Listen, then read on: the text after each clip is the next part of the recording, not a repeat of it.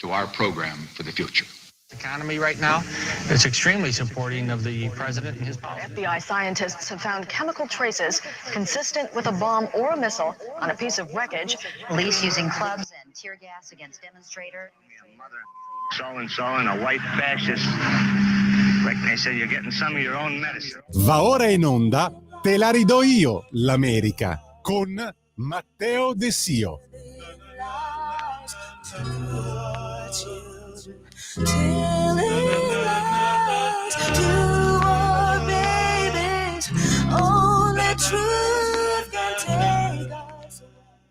Buon pomeriggio Matteo, a te la linea. Grazie Sveva. Welcome everybody, buongiorno a tutte e a tutti, anzi buon pomeriggio. Siamo qui con Radio Libertà, siamo qui con la rassegna stampa dedicata agli Stati Uniti d'America, con tantissime notizie, sempre che ci regalano gli Stati Uniti. La notizia più importante che avete visto tutti è stata probabilmente la questione per quanto riguarda i 2 sottomarini nucleari posizionati da Donald Trump nelle acque vicine proprio alla Russia, proprio dopo le parole molto aggressive di Medvedev, che è un ex primo ministro della Federazione Russa, ex presidente della Federazione Russa, e ora è vicepresidente del Consiglio di sicurezza sempre della Federazione Russa. A par questo, Donald Trump ha dichiarato durante la settimana che sono parole per cui in realtà l'ex presidente dovrebbe fare molta attenzione, perché ha ricoperto una carica molto, molto importante, quindi hanno molto peso quello che dice, È un Donald Trump che non ha voluto ovviamente dare una spiegazione su le capacità dei sottomarini. C'è chi addirittura ha fatto il pelo se erano veramente 2 sottomarini nucleari a propulsione nucleare o se avevano missili nucleari, proprio per cercare il pelo nell'uovo in quello che dichiara Donald Trump, ma in realtà ovviamente la notizia è che dopo quello che è venuto fuori, dopo lo scandalo che è venuto fuori negli Stati Uniti con una amministrazione Obama che aveva alterato la percezione della realtà, i documenti e anche le notizie durante la prima campagna elettorale del 2016 di Donald Trump per quanto riguarda la propria collusione con la Russia. Questo è semplicemente un altro dei segnali che il 47esimo presidente degli Stati Uniti ha voluto lanciare, ovvero rispetto per Putin, ma mai piegarsi a quello che lui o i suoi funzionari poi dicono alla stampa o sui social. Parliamo anche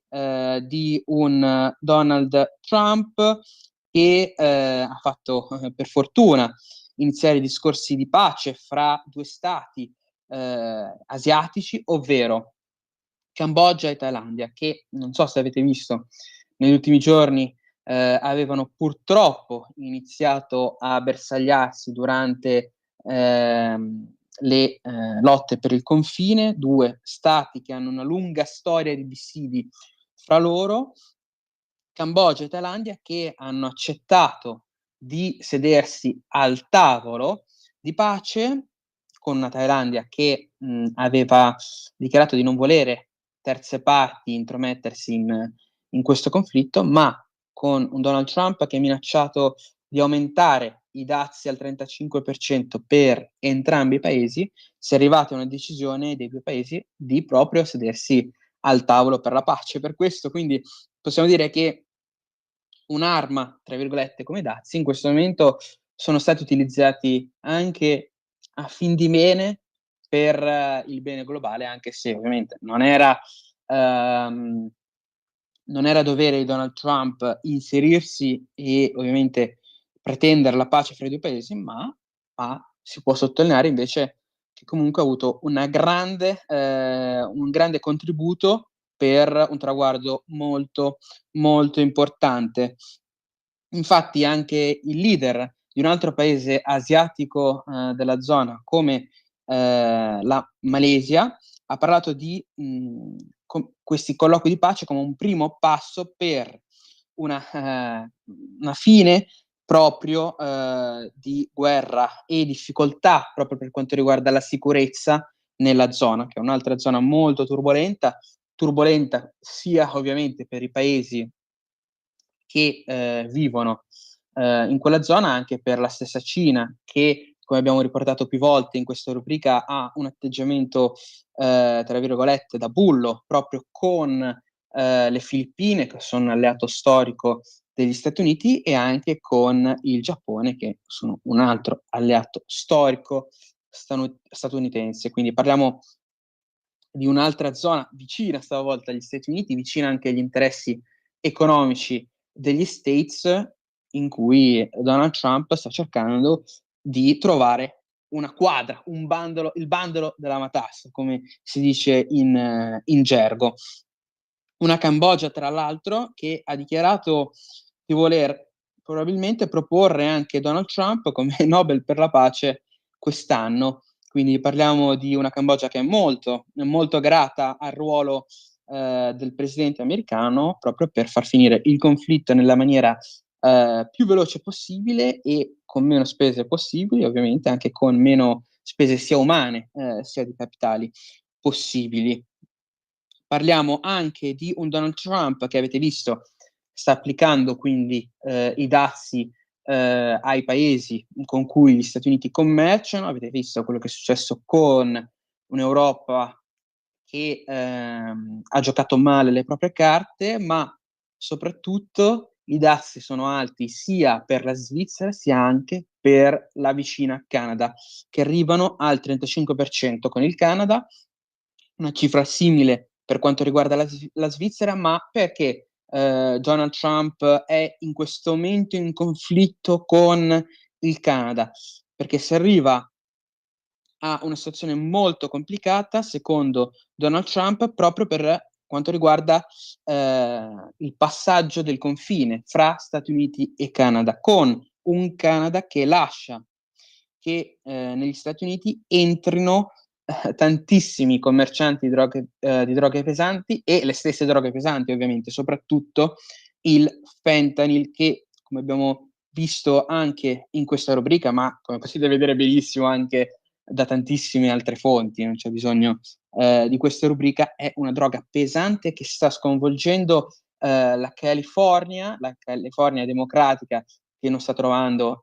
alcun modo per fermare questo commercio, anzi si schierano contro la polizia dedicata all'immigrazione, che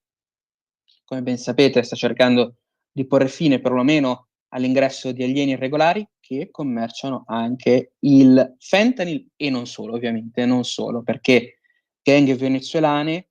hanno in questo momento in mano proprio tanti quartieri e il commercio di questa droga potentissima che con addirittura un singolo utilizzo potrebbe portare alla morte a causa di un infarto che può provocare questa potente droga pesante. Parliamo anche di un Canada che non sta collaborando quindi con Donald Trump e con gli Stati Uniti per quanto riguarda il passaggio al confine del fentanyl e di altre droghe pesanti, e sembra che non vi siano non vi sia alcun contatto proficuo proprio fra i due presidenti. Parliamo anche di un aumento per quanto riguarda anche ad esempio i settori specifici canadesi, ovvero il metallo, l'acciaio, scusate, canadese, ma anche le automobili. Quindi parliamo di un lungo processo per cercare di smuovere la presidenza canadese, che per ora non si è mossa. Ma andando anche a una notizia importante per quanto riguarda proprio Donald Trump e le sue due amministrazioni, secondo un analista di CNN, quindi una televisione non vicina politicamente parlando come indirizzo politico a Donald Trump, tal Harry Hanton, secondo questo analista di CNN, Donald Trump è il presidente più influente di questo secolo, grazie ai dazi e grazie anche alle sue politiche per quanto riguarda l'immigrazione. Sembra un po', diciamo, un recentismo storico che spesso travolge gli Stati Uniti, anche perché cita solo l'inizio della sua seconda presidenza e non quello che ha fatto durante la prima di presidenza. Per questo parlo di recentismo, ma questo fa anche riflettere su quanto negli Stati Uniti abbia messo in difficoltà gli analisti Donald Trump, grazie a queste mosse pensate nel privato sì, ma molto repentine per quanto riguarda la dichiarazione pubblica e poi l'attuazione. Parliamo anche di un Donald Trump che ha parlato anche per quanto riguarda Hillary Clinton, perché Hillary Clinton sembra che insieme a Barack Obama sia sotto investigazione, sotto indagine, per quanto riguarda quello che è avvenuto ovviamente, quando ne parlavamo all'inizio della rubrica, nel 2016, con tra l'altro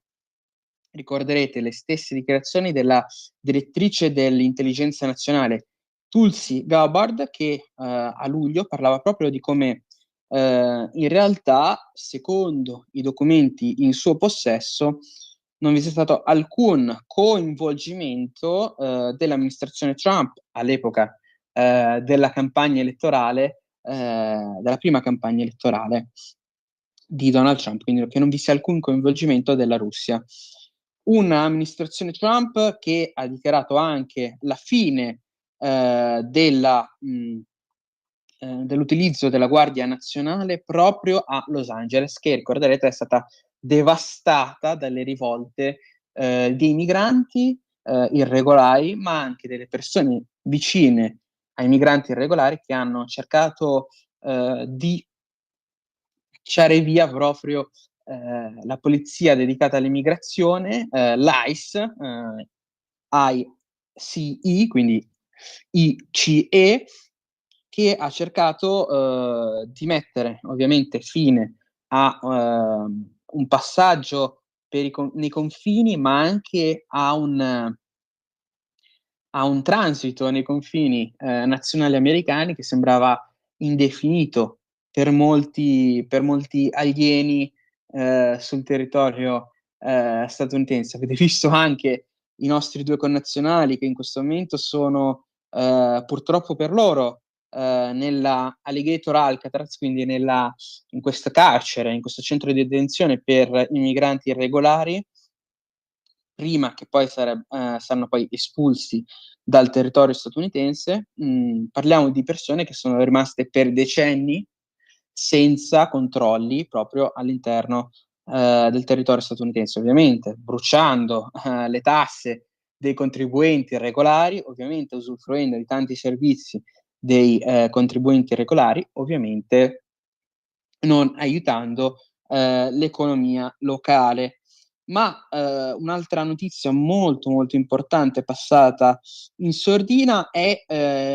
quello che sta avvenendo ovviamente per quanto riguarda il Dipartimento dell'Istruzione, con a capo del Dipartimento dedicato proprio all'istruzione statunitense Linda McMahon, che è stata assegnata a questo incarico proprio con il compito di smantellarlo e cercare finalmente, probabilmente, di trovare una istruzione pubblica federale che non sia oberata da spese. Sembra che il suo compito e il suo incarico non stia avendo nessuna controversia e nessuna anche difficoltà da parte né dei repubblicani, ma neanche dei democratici. Quindi sembra che tutto il panorama politico in realtà a porte chiuse in realtà sia a favore di questo smantellamento proprio del Dipartimento dell'Istruzione. Parliamo anche di una Linda McMahon che ricorderete è sempre stata anche vicina a Donald Trump, ha cercato più volte anche di entrare in politica e quindi questa è la sua grande, grande occasione. E continuando con quello che sta avvenendo anche in Russia, in Russia e in Ucraina, ovviamente, con un conflitto che prosegue dal 2022 ufficialmente, ma che ufficiosamente è iniziato nel 2014, uno Zelensky che ha dichiarato di voler parlare il prima possibile, ovviamente, con Putin per arrivare a un cessate il fuoco, anche perché Donald Trump aveva fissato una deadline, una data per poter parlare di finire finalmente le ostilità fra questi due paesi, e la data era l'8 agosto, quindi secondo Donald Trump Russia e Ucraina dovrebbero negoziare un cessate il fuoco e una pace duratura entro l'8 agosto. Vedremo cosa succederà, se si riuscirà anche a far finire un conflitto che ha devastato l'economia e le vite degli ucraini, ha messo in difficoltà la stessa Europa, con la fine anche di molti armamenti e con un riarmo che ha voluto un'Europa impaurita da Putin, che prima però veniva descritto come in totale difficoltà. Quindi vi è anche una strana narrazione su quello che vuole ottenere Vladimir Putin e lo stesso Donald Trump. Un Donald Trump e un'amministrazione che ha difficoltà ancora una volta con i giudici federali, che stanno mettendo in difficoltà per quanto riguarda proprio il rimpatrio dei migranti. Stanno cercando i giudici federali di bloccare ogni legge e ogni ordinanza, ogni ordine esecutivo del presidente per quanto riguarda l'accelerazione al rimpatrio di irregolari, ma mettono anche in difficoltà non solo una questione importante come l'espulsione di immigrati irregolari, ma i giudici federali americani hanno deciso che forse devono intervenire anche per quanto riguarda i dazi, perché secondo alcuni giuristi americani, Donald Trump, utilizzando una legge del 1977, utilizzando quella legge per imporre i dazi sui vari paesi, è una legge che viene utilizzata più, a quanto pare, a quanto sembra, secondo questi giuristi, per paesi con cui vi è un conflitto armato, e quindi non essendoci un conflitto armato con l'Unione Europea, con il Messico, con il Canada e con tutti gli altri paesi con cui Donald Trump sta cercando di ottenere una vittoria importante per quanto riguarda l'economia e il suo piano economico. Poi vedremo ovviamente se in futuro sarà proficuo e se in futuro, dato che i giudici federali stanno intervenendo, se in futuro sarà possibile continuare per Donald Trump ad attuare questa strategia, ovviamente. Una strategia che sembra essere bloccata appunto perché non sembrano a norma, secondo questi giuristi, tutte le varie tariffe imposte in questi ultimi mesi dall'amministrazione Trump. E in chiusura, come ultima notizia, Kamala Harris in realtà non è intenzionata a correre come posizione di governatrice della California nel 2026, dopo la grave sconfitta alle elezioni del 2024 e il mancato pagamento, anche sembra, di tanti debiti per quanto riguarda la campagna elettorale. Ha deciso di farsi da parte anche per quanto riguarda la corsa alla California. Una California che è in difficoltà proprio a causa di incompetenze da parte dei democratici, sia a Los Angeles, sia anche per quanto riguarda il totale, l'intero stato della California, per quanto riguarda anche la gestione proprio dei disastri naturali e non solo, anche per quanto riguarda la sicurezza e la stessa economia californiana. Con quest'ultima notizia si spera bella, diciamo, di una mancata corsa alla California, di una politica che ha dimostrato di non essere capace, di non essere né una leader ma neanche competente. Vi saluto, vi aspetto sia il sabato per la rassegna stampa dalle 8:30, sia il prossimo lunedì, sempre qui su Radio Libertà. Grazie per l'attenzione, grazie per l'ascolto, una buona giornata e una buona settimana a tutti.